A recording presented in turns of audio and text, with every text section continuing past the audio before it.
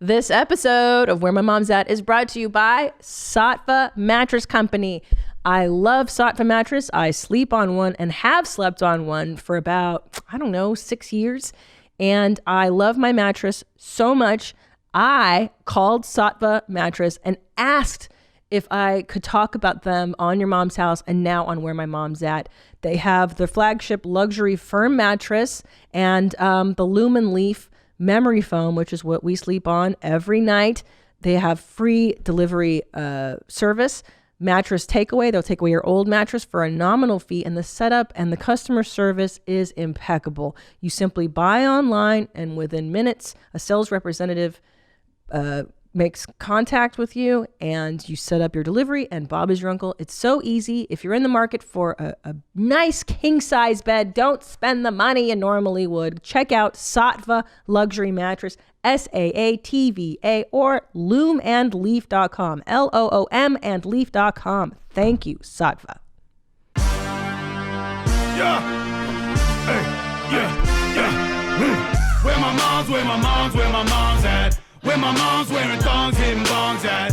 Raising kids, cleaning shits, need a long nap. Where my mom's at. Where my mom's at podcast with Christina P. My meow meow. Thank you for downloading this episode. Thank you for watching me on the YouTubes. Really appreciate you liking my show. Quick announcement before I get into it. I'm doing a kind of a residency at Flappers Comedy Club in Burbank for the next 4 Thursdays. I'm going to be doing a show in the Yoo-Hoo Room, just like a small, intimate show. I want to work out some new stuff. Josh Potter will be joining me on a few of these. You may know him as the cockroach on Your Mom's House. So yeah, check out those dates, Christina P online in the Yoo-Hoo Room, very small.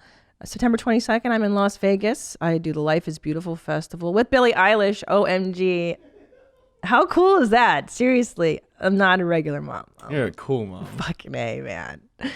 Nashville, Tennessee, October 3rd through 5th.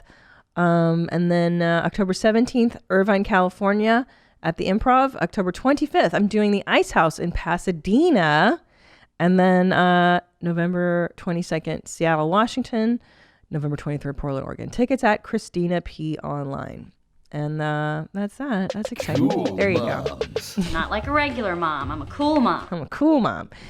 A lot of cool mom stuff happening in the ethers. First of all, I am a little sicky, and I take that as a personal failure. I feel like I should be better than getting sick, but I hate it. But I'm super excited because, moms, the holidays are upon us. And I don't know about you, but I think because my childhood was so deficient in joy and pleasure that I make it a really big priority in my home to decorate the heck out of it. I'm talking multiple trips to Michael's Arts and Crafts. I've decided on I'm going to do a huge Halloween display in my house on the credenza that's going to run. Did you just put that picture up of my dad? I did. How dare you? Okay, we'll talk about that in a minute. Okay. Amazing. I'm so glad you brought that up. I'm going to do a huge holiday spread for Halloween. And then here's what I've decided. I'm going to go bold because I like Christmas so much. I'm going to put Christmas lights on my house November 1st. Yes. And you know what? The neighbors can suck it. Y'all can go ahead and judge me. But when you drive by my house and you see these lights, these festival of lights, this display of joy and Christian love, you're going to be envious and you're going to like it. Wait, so Yes, sorry, go ahead, I'm new to Nadab. this Christian stuff. What's a normal time for Christmas lights to go on? So the early birds, they like to do it after Thanksgiving. So some early bird Christmas lovers will go get their tree on Thanksgiving. Oh, so you're going to be taking down your Halloween decorations and Yes. then immediately putting up Thank you. Christmas? Now you're seeing what a cool mom is. Now you're realizing what my game is like.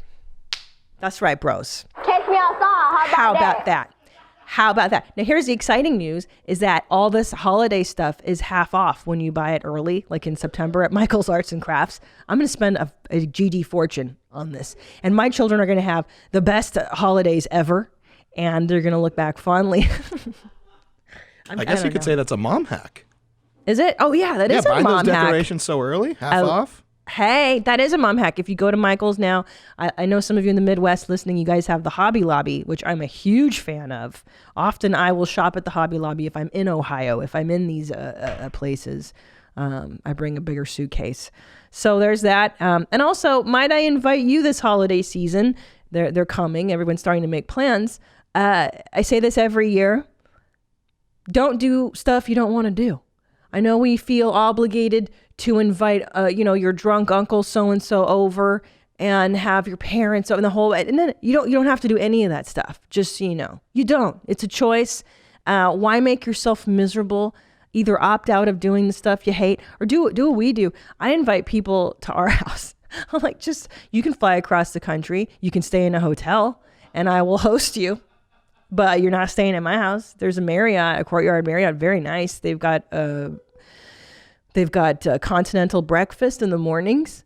But I ain't flying my kids across the country for anything over the holidays. So have you ever had to have a conversation like that where someone was expecting to stay with you? Yeah. And then you had to be the one to be like, oh no, you're staying in a hotel? Every time. And I'll tell you what, and I will take credit for this. I am the biggest guardian of my own sanity because I've had to deal with toxic parents my whole life. I'm the one that will say it for Tom. I'll be like, oh, I'm sorry, we don't have guests. We don't do it. I just tell people I don't do it. But you know what I will do? Refer you to a Courtyard Marriott down. They have lovely rates if you book in advance. Oh, so you don't even allow them time to like follow up on like, oh, why don't you guys do it? You're automatically like, look, I'm gonna help you book it. It's gonna be super easy. 100%. Here's what you do is you say, well, there's that Airbnb. There's a few places nearby you might be more comfortable in. And realistically, you say, listen, you're going to be more comfortable at a hotel or an Airbnb. You don't want my kids are screaming everywhere. There's pee on the floor. Everybody's, rubbing feces everywhere. You don't want to be in my house. You want to be at the Courtyard. You throw a couple like, well, us as a house are up at 4 a.m. every day. So if you want to be a part of that, yes, chanceless, because that's not happening. 100%. And it's better for you. It's better for me. It's better for everybody. And they just know I'm kind of an a-hole that way. And they're used to me being this way. But I like to say that I like to be respectful of everybody's boundaries. Now, do you offer to pay for their hotel too? Sometimes if it's really a touchy, we did in the beginning. In the beginning as a way like, hey, but here's this great hotel we're going to put you up at. And now we're just like, okay, you can pay. Like, what dicks we are. You just fly yourself out. You pay for your own shit. So that's like a 2-3 visit process to get to that point. Yeah. Solid. First time it's your offering. And if you book enough in advance, like if you're looking at hotels now before they jack up the rate and flights now, the whole key is planning. You got to plan for your dysfunctional family. Get in there now, set up your boundaries, set up your time limits on interactions and stuff, who you're going to bring with you to those dinners to make them less painful. All that stuff needs to be thought out. Oh, man, so many good mom hacks right at the top of the episode. Thank you, Native. Also, I have a fun poop story. My kid was playing in the backyard barefoot yesterday and stepped in dog poop. And he came in and he wiped it off a little. And then he was touching his feet. I go, oh, you got dog poopy on your feet. And he rubbed his feet. And then he saw me and he came up and he gave me a big hug. And then he touched my face like this. Oh, hands on cheeks, like full facial hand. And it was sweet because he's like, I love you, mommy. Like he did it like, I love you. And the smell of dog poo is really like none other. Like it's so strong and noxious. How'd you deal with it? I was like, cool. But I'm so used to being covered in body stuff that I was like, all right, mom's got to go wash her face. And then I ran upstairs and I washed my face. Were you trying hard not to like traumatize? Like was that in the back of your head? No. Like, oh, don't start yelling like, oh, you got shit on my face. No, it wasn't. And it wasn't like brown poopy on my face. It was like the remnants of the smell of the browns. So it wasn't like he rubbed poo on me. It was like the oils. And no, and he should learn not to put poopy hands on people. I think shaming a little is fine. All right. Oh, good. So I want to open up with this lovely clip from Lil Boozy. I found this on the gram. Is this generation doomed? These moms think so. I just wanted to play this for you guys. I love it when he's a rapper, right? I think he's a rapper, right, Native? I'm not sure. I don't know what Lil Boozy is, but I follow him for some reason. And I really admired this piece of wisdom he had. Let's play this for the listeners. Hey, we gotta watch what our kids watching on TV. I woke up this morning, my kids were watching a cartoon, and they was kissing and touching and fucking. I don't know what the fuck they was doing. But I hurry up and shut that shit off. Putting that fucking gay shit on them children. Remember I said this. In 20 years, this world done changed. In 20 years, they gonna have a gay president. Watch what I say. Just watch what I say. Okay. Like, I was on board for the first part of this. He's like, you gotta watch what your children are watching. I'm like, yeah, that's a relevant point, Lil Boozy. Thank you. You should be cognizant of what your children are. And then he's like, and then the cartoon, people are touching each other. I'm like, what cartoon is this? Because I don't know. And then it gets into an anti-gay rant, and that the gays are going to be president. Like, okay. I'm pretty sure there's no cartoon for children where gay people are effing, right? I don't think so. Anyway, my mother, I'm trying to think back to when I heard about gay people, and I remember it was the time my mother and her boyfriend took me to see the movie Reformed Schoolgirls. It's a rated R film, and I was about 8 years old, and there was lesbians making out, and I asked my mom, I was like, Mom, what is that? And she goes, ugh, those are dykes, disgusting dykes. And I remember I was like, dyke, that's the best word. It was the funniest word I'd ever heard, a dyke. And I kept calling my mom a dyke after it. I'd be like, Mom, you're a dyke. And she's like, don't call me a dyke. I'm like, Mom, you're a dyke. Are they dykes? Everybody became a dyke. Isn't dyke kind of, it feels like an old-timey word for lesbians. Yeah, you don't hear it often anymore. No, it's so it's like such a vintage old school way. And she was so homophobic. She was always like, I don't know what these dykes are doing, licking each other to death. I don't know what they can do to each other. There's no penis. Like, she couldn't wrap her brain around that there was no penis.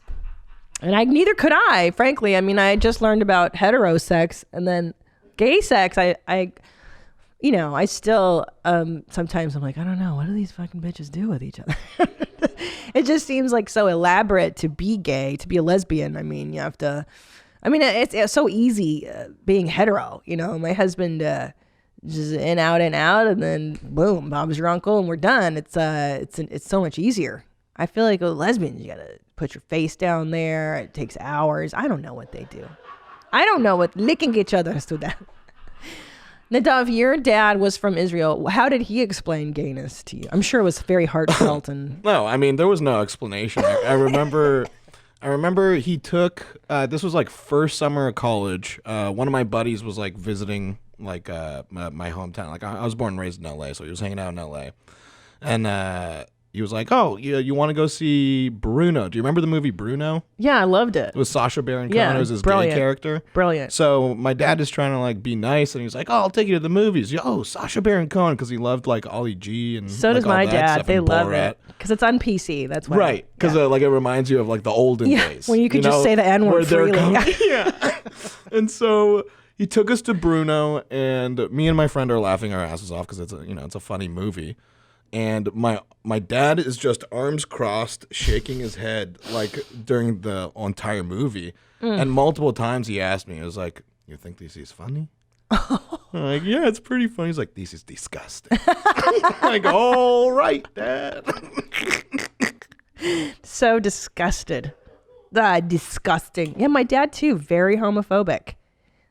He's always they say, in Hungary, we are not homophobic, but I don't want to see this gay stuff in the streets. It's the butt. It's the butt that always comes. I'm not homophobic, but I'm not racist, but, Yeah. They have to do this parading around telling you I'm gay. Then there's all that homophobic argument of like, how come I don't have straight parades? I'm like, because every day is the straight parade, dickhead, you know?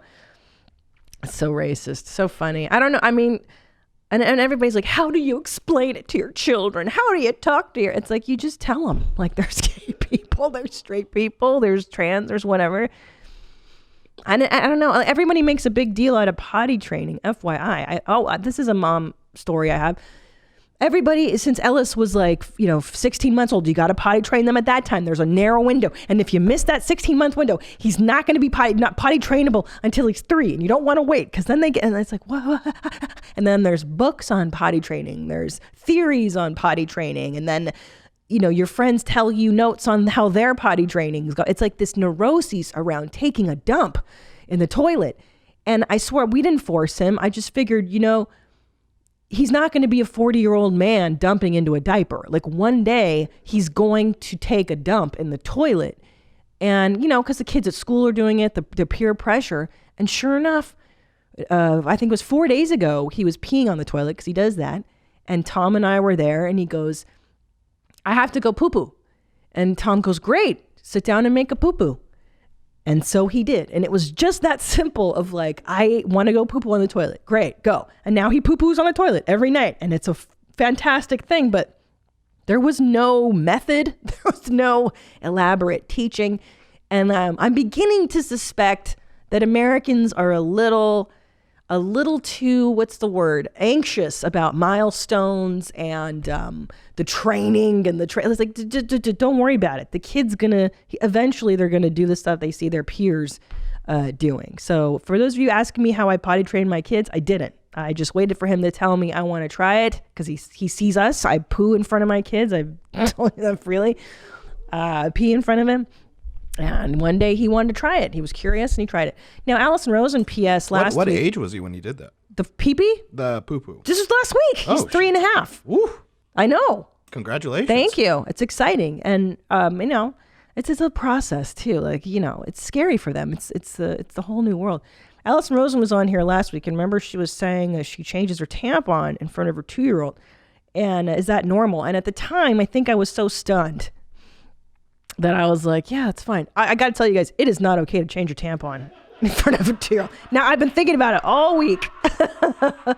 I've been like, Allison, no, sorry, I changed my answer, girl. Stop doing it. Stop. You're traumatizing your kids. Never change your tampon in front of your child. Because I'll tell you why. I have vivid memories of my mother. She was blonde hair, but she had red pubes. She was a fire crotch. And she would regularly be naked in front of me as she was getting ready. And I remember her like showing me how to put in her tampon as a young girl. And I remember seeing her douchebags under the sink.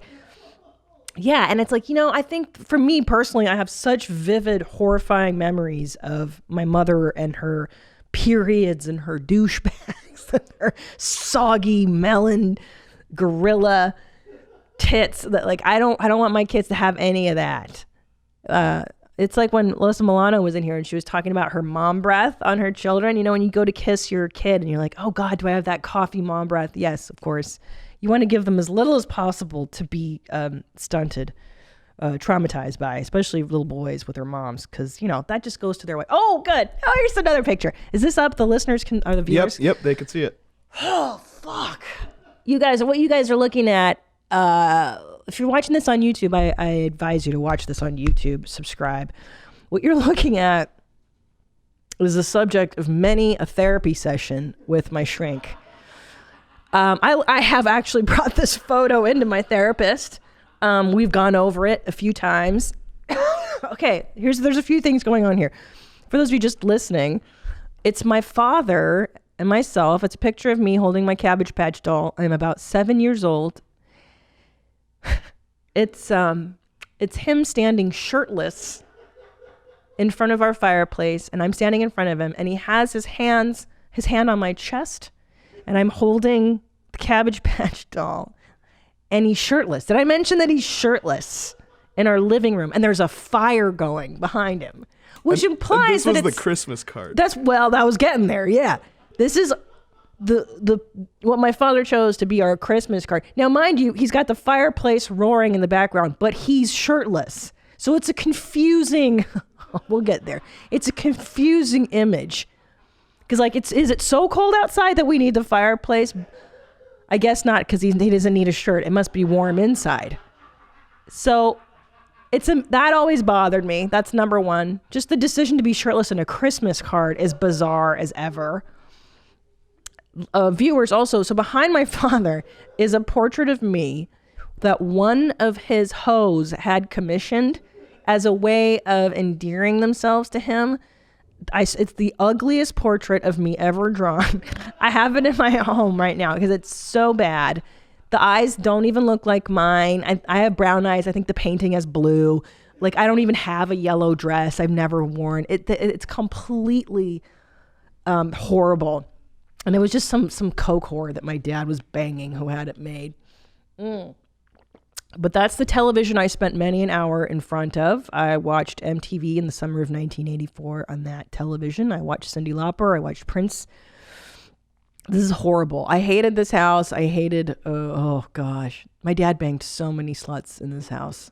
Just a fucking menagerie of being a bad parent. So anyways, Merry Christmas. That's the Christmas card. So I'm going to reenact this with my family is what I'm trying to say. My Christmas card. My husband's going to get shirtless. So am I. All the kids are going to gather around. So I asked my shrink, I was like, why do you think my father chose to be shirtless in a picture? Like it's supposed to be a paternal family picture. Like, why the choice to go shirtless? And my shrink was like, well, because he looks good. He looks good and he wants to show off that he looks good. I'm like, it's an odd time to do that, like the family portrait. That's like me. Like I got to show these tits off. I got to show off my body on the Christmas. That is kind of like the sexy wedding dress thing, though. You know, where you're supposed to be. The whole point of the white wedding dress in church is that it's modesty. You're virginal. And then I love when women are like, I gotta sex it up. It's my wedding dress. I gotta show my tits. I gotta show my ass. Like, okay. Woo! Thanks, Dov. I gotta call my shrink. I am triggered. Let's bring up this Adidas mom, by the way. I got this sent in. This is probably one of my favorite. This is the cool mom of the week. Also, if you have time to get hip with the kids with cool moms. So go ahead and if you have any cool mom moments, hashtag it cool mom. Hashtag WMMA. There she is. Yeah. Let me see your cool mom moments. So this lady decided to match her Adidas tracksuit with her son. It's so dope. I love it so much. And she writes just a quick post from, can't say it, a hashtag cool mom. If you're not coordinating your Adidas jacket with your 9-year-old son, you're doing it wrong. So this is awesome. Thank you so much. This is Fezig Karalas from Edmonton, Alberta. Thank you for sharing that. Amazing. Yeah, how many more years do you think she has before her son won't want to match with her? No, I don't even do it now to him. I don't do it. I intentionally don't. I don't match my 2 children, although now they want to be matched. So I'm like, cool. I think that's how you do it. Is you don't do it at first, and then they ask you to do it. But this is hilarious. I mean, I love it. I love making them look cool inadvertently. I make my kid wear shell tops Adidas, and my kid's got the tracksuit, of course. You fucking dealing with here. All right, what's next? What do we got, Native? We got a little bougie. We did that. Oh, let's see this segment. You let your kids eat what? I found this interesting article. Hold on. I found you this. You let your kids eat what? That announcer's amazing. So I saw this article in Newsweek. Teenager went blind after only eating fries, chips, white bread, sausages, and ham since elementary school. What? It's absolutely true. Apparently, I think he had some underlying condition. He was malnourished. Can you scroll up a little bit? Let me see what happened here. I remember there was some underlying condition, and then The doctor learned the boy was, quote, a fussy eater, but he looked well. Tests revealed he was anemic, that's what it is, and had low levels of vitamin B12. At the age of 15, his hearing and vision started to fade. An MRI scan revealed he had no structural problems with his ears, while an eye test similarly failed to reveal any structural cause. His vision continued to deteriorate, and by the age of 17, and doctors discovered the boy had suffered damage to his optic nerve. Wow.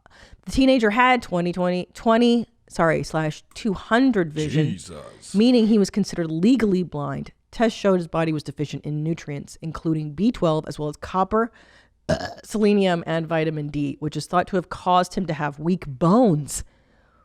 However, the boy had developed normally and had an average height, weight, and BMI. How? That's crazy. I feel like I ate one French fry and I'm fat as all frick. Try not to curse anymore. I mean, I thought all that food made you fat. It gets me fat. Anyway, let's see what the diet. Every day, here's what this kid was eating. Are you ready, moms? Listen to this. Every day, he would eat a portion of fries and snack on Pringles, white bread, slices of processed ham, and sausages. Clinicians prescribed him nutritional supplements and referred him to a mental health service to treat him for avoidant restrictive food intake disorder. Interesting. Most individuals with this condition develop it in middle childhood and are uninterested in food and sensitive to textures and worried about eating. However, their BMI will be normal. Wow, this is crazy. So basically, don't let your kids develop this weird thing. I remember this on some TV show where this does happen at an early age, where people are like, I only like eating paschetti. I eat paschetti with no red sauce, and then or pizza. And then the next thing you know, that's all they're doing. It sounds like a mental health problem. Yeah, I know some people that do that too. Like as adults? Yeah, like I'll hang out with some friends and their kids are somewhere around the house and we're all eating and the kid is just sitting there not eating anything. Yeah. And it's like, oh, isn't your kid gonna eat? It's like, nah, he doesn't like normal food. Yeah. It's like he just likes soda and candy. And it's like, whoa, well, isn't that your job to make sure they like other stuff? See a lot of other kids that eat normal. Yeah. Well, there is the mac and cheese era of toddlerhood. Like when my kids were babies, I feed them everything, every vegetable, they'll eat it. And then there's like a toddler taste buds actually are different than ours. They don't taste things the same way we do. So they love mac and cheese and blah, blah, blah. But yeah, you do have to introduce other foods, obviously. That's when I started showing my kid Popeye. I was like, you see that? Makes that guy strong. And now he wants to eat spinach every day. I'm like, best cartoon in the world was Popeye. Oh, but it's politically incorrect because Popeye saves olive oil. She's the feminist. She can't save herself. Yeah, well, dude. Well, guess what? Popeye also taught kids to eat their spinach. It was good. It was inherently good. And olive oil is kind of a nag. She's very annoying. Not only that, she ain't loyal. She ain't loyal at all to Popeye. Every week, Brutus is over at the house like, bitch, you can't tell Brutus to go away. Like, I'm not into you. I'm into Popeye. She's just a hoe, dude. So, whatever. Okay. I like this. Let's go into what would Christina P do, and then we'll do some mom fails. Oh, and I have a few great mom hacks I'd like to get into. Okay, this is subject here. Hey, Mommy Tina. I'm a West Virginia mama experiencing guilt about Santa. I have two beautiful girls. They are 4 and 6 years old. And like most kids, they are all about Santa, the Tooth Fairy, and the Easter Bunny. I'm afraid when the time comes that they realize none of these are real, and it's been me and their father fucking with their heads for years, that they are going to question everything in their life. I can remember having this conversation with my mom and slowly realizing that all these magical creatures aren't real. And then I asked her if God was real. She is very religious, and that shook her to the core. As for myself and my husband, we aren't really religious, but still I'm afraid my children are going to think I'm a liar and fraud to never be trusted again. When I tell people this, they think I'm silly for feeling this way and that everyone does it. So no big deal, right? But it still bothers me. Am I crazy? And she writes, fuck, you guys are doing good. Jamie, thank you.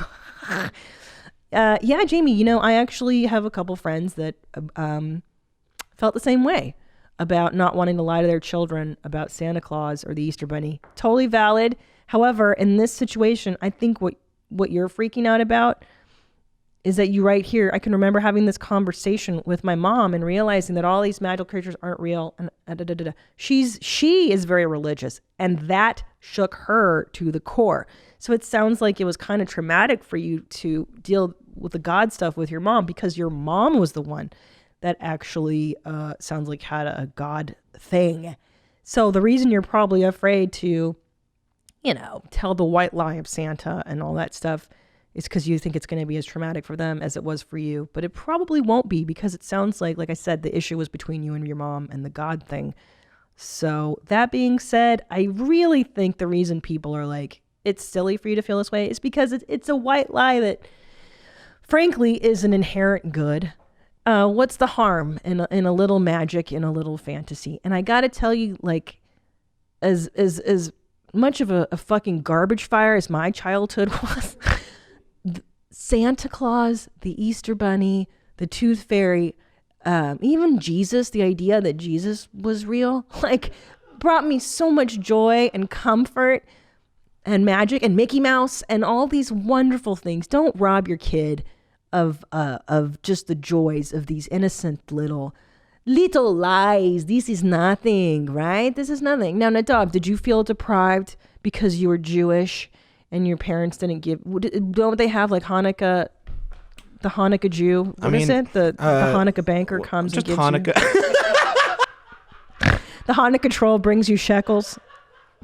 Don't you guys get gold coins? Well, yeah, but I mean, Geld. but we got those from our parents, and instead of having like one night on Christmas where you get dope presents, you just get shitty presents for 8 nights.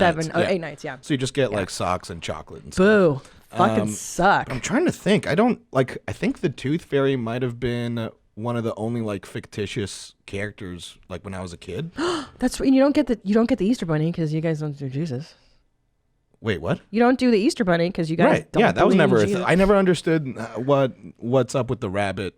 Wow. I don't understand what that means. I remember one time I went around collecting eggs at someone's house when I was a kid, but I was just like, this is a lot of eggs to eat at once. The Jews don't seem to have many just joyful holidays, like No, hey. yeah. Well, I mean, most of them are just like, man, remember when they tried to kill us? Yeah. That was rough. All right, let's have like some food. It's always to remember your suffering. Yeah. Yeah. But yeah, like I don't like. There was never, like, yeah. I think there was just one year where I think I was stockpiling my teeth. Wow. When they were falling out, I was just trying to get like that Tooth Fairy money all at once. Hell yeah. And I put like 2 or 3 under my pillow, and I told my mom or my dad, and then I think they just gave me like $1. I'm like, this is fucking bullshit.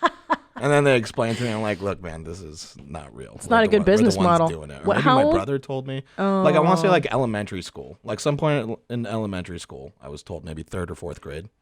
Elementary school. Elementary, excuse me. Wow. That's fucked up. But yeah, we didn't really have too many hey, I gotta sit down. We gotta have a real talk about how I don't know, Uncle Mordecai isn't real. Right. I mean, I found out that Santa wasn't real because of actually one of your tribe. The one Jewish kid at my school, but in 3rd grade, was like, Santa's not real because I saw the presents in the closet or whatever. He's a jerk. They're the worst, man. Jews ruin everything. Jews really are. Yeah, terrible. just the fucking worst. But no, little lies, fun lies to have.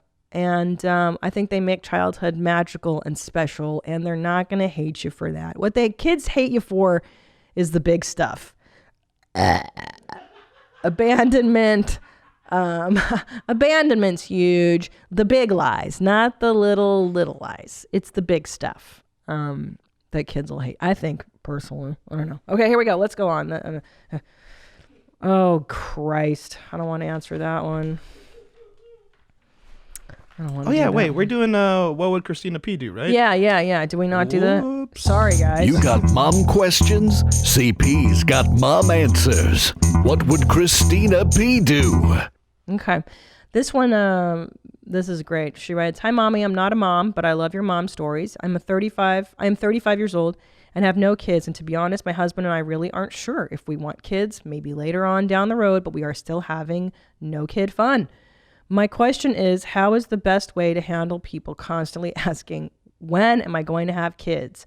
Or when they say, you need to have kids. Valerie, girl, I know. Because I was a late blooming mom, I would get asked constantly, when are you going to have kids? When are you going to, especially the in-laws, right? They start drilling you the minute you get married or whatever.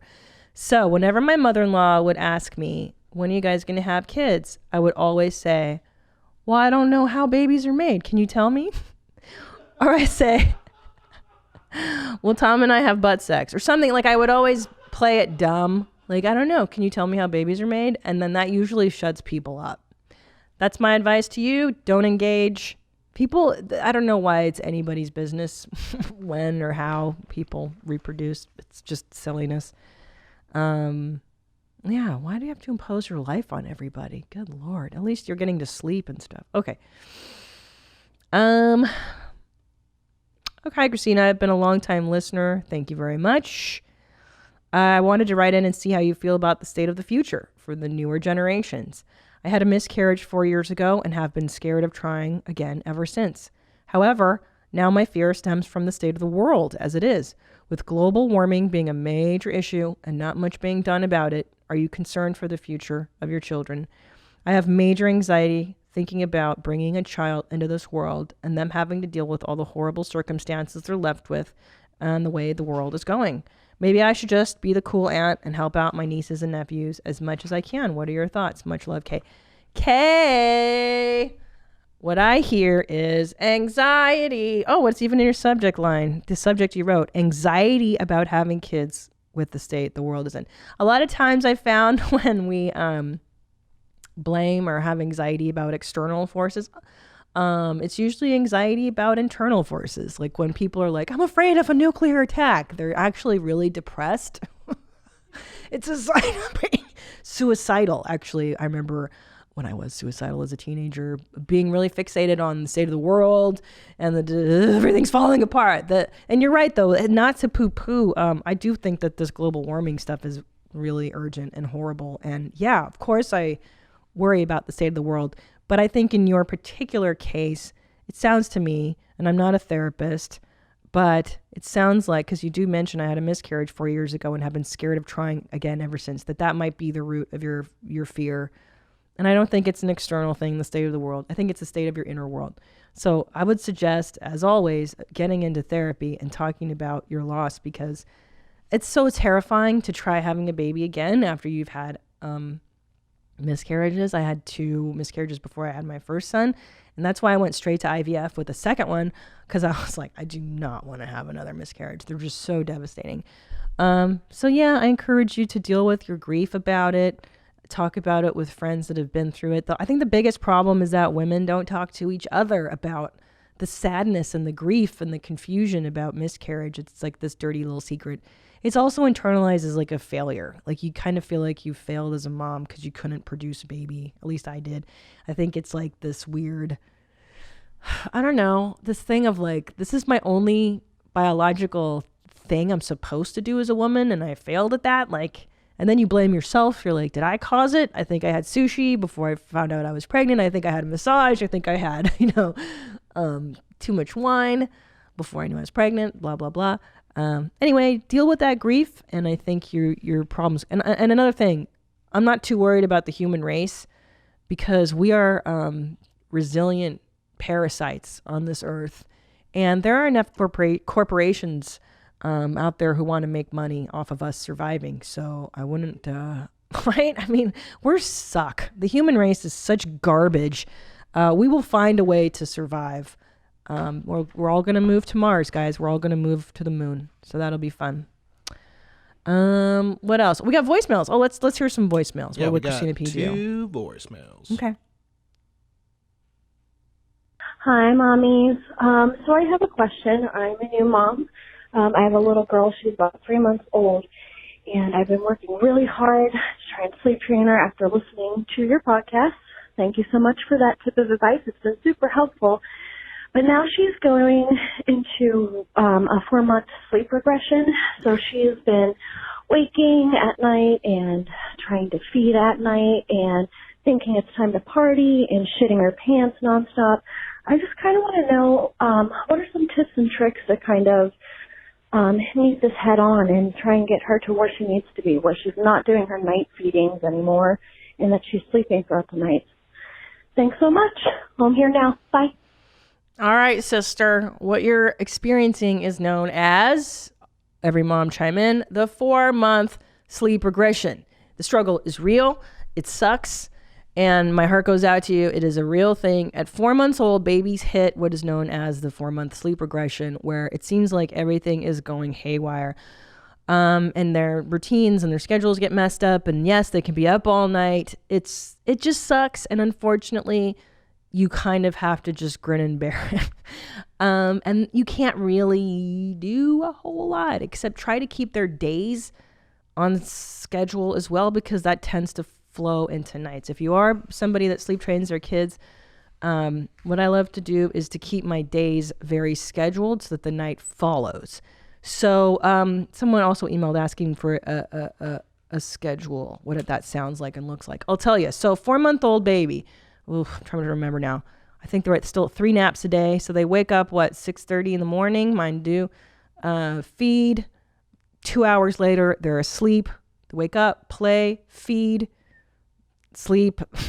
Every 2 hours, they're asleep, basically. So they have 3 naps, and then they're in bed again by 6:37. Google, because I don't know if your baby's breastfed or formula fed. That's a big difference, too, on how they sleep at night. If you're feeding the kid formula, you want to do like a dream feed at 11, and that helps the kid sleep a little bit longer through the night. Again, I don't know if I didn't understand if you were breastfeeding or formula feeding, but unfortunately, 4-month sleep regression, you just have to kind of grin and bear it.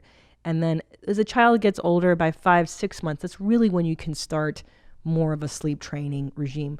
The general rule is, what's that reflex? It's that newborn reflex where their arms go back. I can't remember the name. The doctor told me when that reflex stops, which is the name I can't remember, and they can put their hands together and put their hands in their mouth to self-soothe, and the baby weighs a certain amount. Ask your pediatrician all these things. The baby needs to weigh a certain amount to be able to sleep through the night before you can really get into the nitty-gritty of sleep training. The Sleep Easy Solution is a book I recommend for anybody looking into sleep training. That's what I used to sleep train Ellis. And Mitzi the doula was on an episode of this show, Where My Mom's At. If you want to look to that episode, Mitzi's also available as a resource. She's on Instagram, Mitzi the doula. Mitzi Sanchez is her name, and she will answer any questions if you want to hire her even. I know she's booked right now, but she's in the LA area. Again, the Sleep Easy Solution. It's a short read because I know you're sleep deprived as you're trying to sleep train your kids. So the 4-month sleep regression, it's real. It usually lasts for like a month. A month, and then by 5-6 months is when you can really get into sleep training with babies. Yeah. All right. Well, that's nice to know that it's that there's a light at the end of the tunnel. Well, there's a light at the tunnel of everything, and I feel like people would have told me that too, because everything your kid's going through a month from now, it's going to be something else, and it all changes and it all gets a lot easier as far as I'm concerned. It just changes. So hang in there, Mom. The first year sucks, and then it gets a lot better. What's up, Native? Right. We got one more voicemail for what would CP do? Yeah. Hi, Christina. So I have a 3-year-old, and I also take care of my 81-year-old grandmother, who we live in the same house. And recently, my 3-year-old has discovered that he gets a hard-on when he touches my grandmother's arms or goes to lay in bed with her to watch cartoons. He gets a hard-on doing that. And now he wants to go under the covers and take his pants off. And I don't know what to do. Oh, my God. This is crazy. I did not expect this so soon. What do I do? Do your kids get hard-ons? And what do you do? What do you tell them? I don't know how to tell them to stop. Can you help? Please. This is crazy. Oh, I love your show. Thanks. Bye. Jesus. So wait, he touches the grandma's arm and then he gets a hard-on? Is that what I heard? That's what I heard. And then he wants to get under the covers. He's a 3-year-old toddler. With grandma? With a hard-on? Yeah, I think I remember Drew saying something about it where like they could get them. Yeah. That's all I remember about it though. I mean, look, I've seen my kiddos, like when I've you change their diaper, that's very normal. In the bathtub, that's very normal for little boys to find their penis and touch and explore. However, I don't know what this is, rubbing the grandma's arm. I have no idea, dude. This sounds let's save this for Dr. Drew. Now that I think about it, file this under Dr. Drew, because this sounds like, I don't know what the fuck is happening. Listeners, do you have any kids out there, 3-year-olds, who rub grandma's arm and get hard-ons? Yeah, if you have any advice on hard-ons, send us an email at wheremymomsat@gmail.com or give us a call at 213-375-5184. I don't know. That's a weird one. I've not heard that one before, so please share. I mean, if that happened to you, I mean, what steps would you take? I have so many questions. I feel like the kid just stands next to grandma and rubs grandma's arm, and that gives him a hard-on? How does she know that he's erect? Is he standing there naked? Do you know what I mean? Like, how there's a lot going on here. Is grandma touching him? I don't know. Is he touching himself?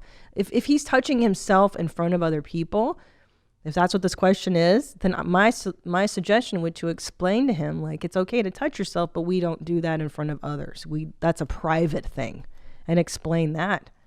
Yeah, I mean, there's just behaviors that are public and behaviors that are private, and that's something I might explain to him. Yeah. Would you try and get a doctor or a therapist involved? Yeah. Or like, this is probably I would ask, because I don't know what the connection is to grandma. That's kind of what makes me a little like, wait, why is he associating grandma with erection? That's the one thing that makes me feel a little weird. This is when I wish we had the child services button. Just call CPS. No, I don't know. I don't know. I would ask a child therapist or somebody more qualified than a comedian, I think. Because I'm sorry. I don't know the details is what I'm trying to say very nicely. I don't know the details. I need to know more, and definitely get a professional helper. Well, let's table it for Dr. Drew is what I'm thinking. Yep, we're filing it. We're filing it in. Okay. General questions, huh? What's the voicemail? The voicemail. Oh, I think you're gonna like this. Okay. Hey, James. This is Katie. I'm a mom from Utah. I just was curious about if you've had any interactions with mommy groups. I recently made the grave mistake of asking in a mommy group if it was normal to let your kid pee outside of a minivan on another person's car at the grocery store. And I got my ass burned. So I'm just wondering what other listeners or you have had as far as experiences with mommy groups. Keep them high and tight, mommy. So she's saying that she reported that she saw a kid peeing on a minivan and was mortified by it. No, I think she reported to the group that she did that with her kid. Hilarious. And then everyone's like, "Oh, you're a bad mom." But I mean, that kind of seems like a mom hack. I think letting them pee in the parking lot's fine. I don't know if you should let them pee on someone else's car. What if they cut in front of you in line at the grocery store? Yeah, it's a retaliation lesson. That's very valuable. No. Maybe not peeing on other. I don't know. I don't belong to mommy groups because I frankly just don't know of any. I would love to. If you guys want to invite me to if you have a cool mommy group, please invite me. Where my mom's at gmail.com. I'll fucking join. I just hear they're horrible, so I've just stayed away. I used to be on those boards a lot when I was trying to get pregnant, where women would post pictures of their vaginal mucus and be like, "Can you guys analyze this and tell me if I'm pregnant?" Or like, "I feel so guilty. I am pregnant and I had Carl's Jr. today." It's like, what? Like, these women were just out of their minds. So I kind of learned my lesson on that. Okay, let me answer one more. I don't want to do that. Okay, hold on. This is a good question. I've been listening to your podcast and I have a weird sort of mom-related question. How do you know you actually want kids? And how do you know you won't be a terrible parent? Bit of a backstory. I'm 32 and I've been with my boyfriend for about a decade. When we first began dating, I was very clear that I did not want children and maybe never would. He acknowledged this and we just went on with our lives. Cut to this. Earlier this year, he told me that he's thought long and hard about it and he wants to have a family. Here's the thing. How do you know you actually want kids? I'm scared that having children will ruin our relationship. I'm concerned how much it will cost. I'm concerned about how shitty the people of the world are. I'm concerned that I'll snap and murder my kid one day, and I know this is shallow, and I don't care. I don't want to destroy my body with pregnancy. Seriously, pregnancy is a horror show that grosses me out. Going to the gym and being strong and fit is a big part of my life, and the idea that I would be essentially becoming a bloated, stretch-marked hormone monster is not my idea of a beautiful miracle of life. So basically, how do I know I really want this? Lauren, well, let me tell you, first of all, the body thing, I kind of feel like those of us that had shitty bodies before children just have shittier bodies. But if you start off with like a rockin' bod and you get preggers and you're 32, you're young, like bitches be snapping back. So I wouldn't trip too hard on the body thing. And I didn't get stretch marks on my belly or my boobs. Actually, I got lucky. So you may got lucky with that. Also, cocoa butter, was that shea butter? Rub that shit on when you're preggers. Okay, how do you know if you want kids? I'll tell you, this is how I knew. I can't speak for everybody. When you start wanting pets, and then you're like, oh, I want like 2 pets. When one pet is not enough, when you're like, this is not enough responsibility, and then you're like, I need more. I want to love more things in the house. You find yourself getting plants. You find yourself looking at women's babies and being like, okay, like I don't get it, but I feel like that's something I might do. And then all of a sudden one day this like switch flips and it's like this weird biological imperative. Like I remember just one day I woke up and I was like, must reproduce. And it's like this uncontrollable primal urge to reproduce. And some of us get the calling and I guess some of us never do. And how do you know you're not going to be a terrible parent? I'll tell you. A, you're asking these questions and you're being brutally honest with yourself. That means you're probably going to be decent at it. Because I found that people that are crappy parents are people that are crappy at being people. Meaning they don't have any sense of introspective thought. They don't ask big questions. They don't ask any questions about themselves or others. They're not curious and they're not worried about how they're going to be as parents. So the fact that you're even worried, like, hey man, I'm not even sure I can do this, is like, that probably means you're going to be decent at it. I didn't want to have kids when I got married either. I was 32 when I married Tom, and that was a huge thing for us because I was like, I don't know, dude. I'm just saying, I don't know. Cut forward to, 6 years later, and I had Ellis, and it was great. So you can change. People change all the time. Yeah, look at your need to nurture. That's usually where it started for me. Getting FIFO really opened me up and changed my life. And that dog taught me to love, believe it or not. Gosh, I was really shut off before I rescued a dog. Rescue a dog. That's my advice, or a cat, or whatever animal it is you like. And see how that feels. That's, at least for me, that was the beginning where I thought, I could be a mom. I'm pretty good at taking care of dogs. So before I go, I want to share some killer mom hacks that were submitted. I love these. Please send in your mom hacks. These are so great. So it says, hey, Jeans, just moved into a beautiful new home with my triple D slut wife and 5 kids. Congrats. 5 kids. Holy shit. Oldest being 14 and the youngest being 3. To our dismay and horror, walked in on the 3 and 4-year-old drawing a mural in crayon all over their brand new furniture and walls. This was 1 week after moving in. Good old white toothpaste removed it all without damaging paint or finishes. Just rub it in and then rinse it with vinegar and water mix and paper towel. Michael, thank you. That's actually a dad hack. Very interesting. Okay, so you're going to use toothpaste. We'll remove the crayon. You rub it in, the toothpaste, and then rinse it with vinegar and water mix. So you mix the vinegar water and then you use a paper towel. Okay. Well, let's see if that works. Thanks, Michael. And I know I'm going to hear a lot of, get the markers that you can write on the water marker. Yeah. That shit don't work either. Okay.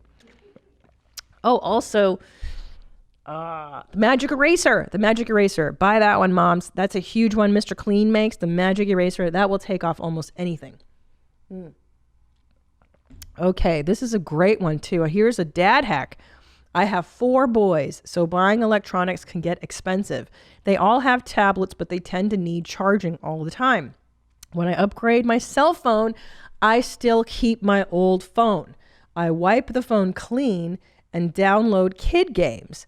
The Wi-Fi still works on the phone without a service plan. Ooh, and the kids love to bring the old smartphones everywhere as it fits their hand better than a tablet. They can play games on the old smartphone while their tablet is charging in the car, etc. Also, if the child is old enough, not recommended for toddlers, you can add 911 in the contacts, and an older child will have access to 911 if they ever need to use it. Cool. The Federal Communications Commission requires all cell phone service providers like Sprint, Horizon, etc. to accept 911 calls from any wireless phone, even one that no longer has a phone number or service contract. That's my dad hack. Respectfully, Greg C. Thank you. That's really cool. I had no idea. Okay, here's another great one from Penny. She writes, Aloha, Christina. Aloha, Penny. My kids are grown and I've been through it all. My best tip to new moms is to buy several of those waterproof crib pads that have the elastic snaps that go around the slats of the crib and stack those puppies up in layers. Ooh, I like that. I wish I would have known that. No one wants to spend 20 minutes in the middle of the night changing tight-fitted sheets in the crib if a diaper leaks or, God forbid, there is vomiting going on. Ooh. Just pull off the top layer and call it good. Let's be real. If your kid is sick and puking all night, you probably are too, and ain't nobody got time for that. Get that kid back to sleep. Mahalo for all the great podcast entertainment, Penny. Thank you. I have a feeling Penny lives in Hawaii. That's a really good idea to do the multiple layers on the crib. I'm going to do that tomorrow. Amazon. Also, use Amazon. What are you doing with your life? All right, I think that's it. Have I got anything else? Did I miss anything, Native? I mean, we got a voicemail or two with some mom Okay, hacks, let's too. do it. Oh, good. I love these. Let's hear Hi, it. Christina. My name's Lene. I'm in Florida. I have 2 things. I have a mom hack and a question. Mom hack for co-sleeping with your baby and still having mommy and daddy time. For us, we have our bed son. He's able to get in and out of himself, so we put him down in his bedroom first. It gives us 3 to 4 hours before he's up and in our bed. So we get to actually co-sleep and enjoy that along with having some time to do other things with each other. My next part's question is, what do we call our children's genitalia? For our son, we don't want to call it a penis. Penis just sounds crazy or weird, but we had decided to call it penis. Because not only does it actually refer to what it is, but it sounds kind of cute, but not, putting it down by calling it a wee-wee. So, anyways, my question is, what do we call our kids' genitalia? Thanks. Bye. Man, I thought penis was cool, and I'm cool with penis and vagina. I don't know. Are we afraid? I mean, I guess some people are weird about those words. I mean, hey, then again, I make my kids say dump for poo or brown. So what are some good words for dong, schlong, pecker, hog? Right, but then I guess the question is, are funny. those alternatives better than just saying Penis? Like, I mean, yes, it would be way funnier to hear those words come out of a kid's mouth. Yeah, that's what I'm thinking of. So let's give them, Right. Dong. Yeah, it's win-win. Weenus. They could say something and then it's fun No, for you. I take it back. At first I was like, just make them say penis. On second thought, it's way more entertaining to hear a 3-year-old say like a funny slang word for it, I like weenus, wang, dong, meat. Come on, Potter. I know you got him on deck. Where's Josh Potter? He's got the words. Josh, what are some Come on, let's go. Wiener. Wiener. We said that one. What did you say so far? Meat. Dong. Meat. Dick. Dick would be Dick funny. is too dirty. He'll get in trouble at school. The key is not to get him in trouble at school. Ooh, we could go Jewish. I could help on this. Sure. Schmeckel. Oh, schmeckel. Got him. I love schmeckel. Schmeckel. Yiddish. Always good. What about for the vagine? The vagines. Oh, it'd be so funny if you taught him Yoni. Yoni. That's a nice one, Or Yoni. Yanni. Yanni. Is that Yiddish? No, I mean, I think that's what those like The hippies. the hippies call Yeah, the vagina. Yoni. I like vagine. That's good. Meat slab. Cooter. Cooch. I don't know. Those are disgusting. Oh, fanny? That's what Fanny. British people say, yeah, right? they call it their fanny, their cooch, yeah.